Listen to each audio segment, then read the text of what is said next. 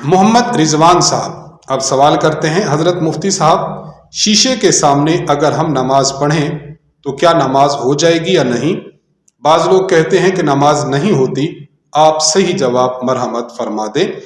देखिए, अगर कोई शख्स नमाज पढ़ता है और सामने शीशा है, मसलन घर में है शीशा सामने है, या किसी मस्जिद में है और मस्जिद के दरवाजे बाज मरतबा शीशे के होते हैं, तो उसमें इंसान को अपना अक्स नजर आता है। इस सूरत में अगर नमाजी को सामने लगे हुए शीशे में अपना अक्स नजर आए तो नमाज फासिद नहीं होती, नमाज बिला कराहत दुरुस्त है।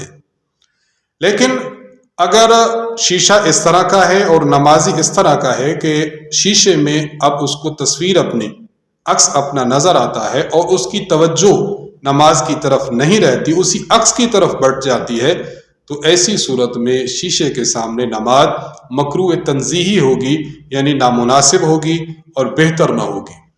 इसलिए ऐसी सूरत में अगर नमाजी ये देखता है कि उसकी तवज्जो नमाज से शीशे की तरफ बढ़ रही है, तो उसे चाहिए कि शीशे पर कोई कपड़ा वगैरह रख दे ताकि उसकी तवज्जो न जाए।